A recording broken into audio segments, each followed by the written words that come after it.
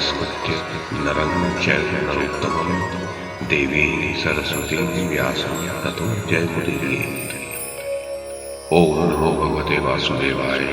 ओम नमः पितामहाय। ओम नमः प्रजापतिभ्यः। ओम नमः कृष्णद्वैपायनाय। ओम नमः सर्वविघ्नविनायकेभ्यः।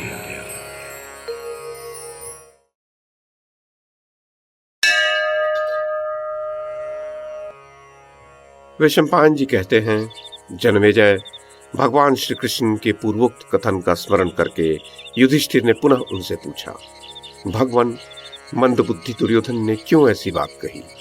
अच्युत, इस वर्तमान समय में हमारे लिए क्या करना उचित है? हम कैसा व्यवहार करें जिससे अपने धर्म से नीचे न गिरें? वासुदेव, दुर्योधन, कर्ण और शकुनी के तथा भाइयों सहित मेरे विचारों को भी आप जानते हैं। विदुर ने और भीष्म जी ने भी जो बातें कही हैं उन्हें भी आपने सुना है। विशाल बुद्धे, माता कुंती का विचार भी आपने पूर्ण रूप से सुन लिया है। महाबाहो, इन सब विचारों को लांघकर स्वयं ही इस विषय पर बारंबार विचार करके हमारे लिए जो उचित हो उसे निसंकोच कहिए। जन्मेजय, धर्मराज का यह धर्म और अर्थ से युक्त वचन सुनकर भगवान श्री कृष्ण ने मेघ के समान गंभीर स्वर में ये बात कही। मैंने जो धर्म और अर्थ से युक्त हितकर बात कही है वो छल कपट करने में ही कुशल कुरुवंशी दुर्योधन के मन में नहीं बैठी। खोटी बुद्धि वाला वह दुष्ट न भीष्म की, न विदुर की, न मेरी ही कोई बात सुना। वह सब की सभी बातों को लांघ जाता है। दुरात्मा दुर्योधन कर्ण का आश्रय लेकर सभी वस्तुओं को जीती हुई ही समझता है। अतः इसी कारण से न वो धर्म की इच्छा रखता है और न यश की ही कामना करता है। पाप पूर्ण निश्चय वाले उस दुरात्मा दुर्योधन ने तो मुझे भी बंदी बना लेने की आज्ञा दे दी थी, परंतु वह उस मनोरथ को पूर्ण न कर सका। अच्युत, वहां भीष्म तथा द्रोणाचार्य भी सदा उचित बात नहीं कहते हैं। विदुर को छोड़कर अन्य सब लोग दुर्योधन का ही अनुसरण कर लेते हैं। सुबल पुत्र शकुनी, कर्ण और दुशासन, इन तीनों मूर्खों ने मूढ़ और असहिष्णु दुर्योधन के समीप आपके विषय में अनेक अनुचित बातें कही थी। उन लोगों ने जो जो बातें कही उन्हें यदि मैं पुनः यहाँ दोहराऊं तो उससे क्या लाभ होगा? थोड़े में इतना ही समझ लीजिए कि वो दुरात्मा कौरव आपके प्रति न्याययुक्त व्यवहार नहीं कर रहा है।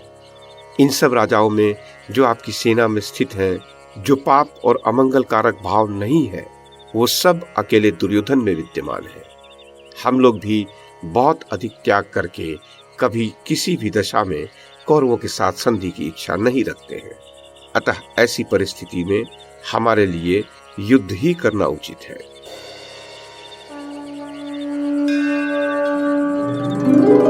वैशंपायन जी कहते हैं, भरत नंदन, भगवान श्री कृष्ण का यह कथन सुनकर सब राजा कुछ न बोलते हुए केवल महाराज युधिष्ठिर के मुंह की ओर देखने लगे।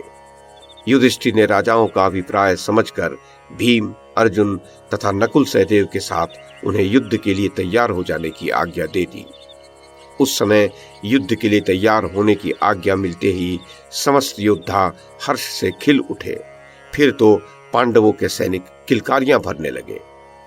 जन्मेजय, धर्मराज युधिष्ठिर ये विचार कर कि युद्ध छिड़ने पर अवध्य पुरुषों का भी वध करना पड़ेगा, खेत से लंबी श्वासें खींचते हुए भीमसेन और अर्जुन से बोले, जिससे बचने के लिए मैंने वनवास का कष्ट स्वीकार किया और नाना प्रकार के दुख सहन किए, वही महान अनर्थ मेरे प्रयत्न से भी टल न सका।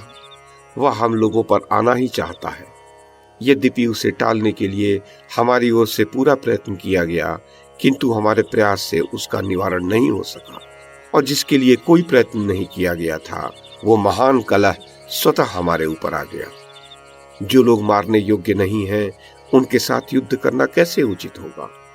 वृद्ध गुरुजनों का वध करके हमें विजय किस प्रकार प्राप्त होगी? जन्मेजय, धर्मराज की ये बात सुनकर शत्रुओं को संताप देने वाले सव्यसाची अर्जुन ने भगवान श्री कृष्ण की कही हुई बातों को उनसे कह सुनाया। वे बोले, राजन, देवकी नंदन श्री कृष्ण ने माता कुंती तथा विदुर जी के कहे हुए जो वचन आपको सुनाए थे, उन पर आपने पूर्ण रूप से विचार किया होगा। मेरा तो यह निश्चित मत है कि वे दोनों अधर्म की बात नहीं कहेंगे। कुंती नंदन, अब हमारे लिए युद्ध से निवृत्त हो जाना भी उचित नहीं है। जन्मेजय, अर्जुन का यह वचन सुनकर भगवान श्री कृष्ण भी युधिष्ठिर से मुस्कुराते हुए बोले, हाँ, अर्जुन ठीक कहते हैं। महाराज जन्मेजय, तदनंतर योद्धाओं सहित पांडव युद्ध के लिए दृढ़ निश्चय करके उस रात में वहां सुखपूर्वक रहे।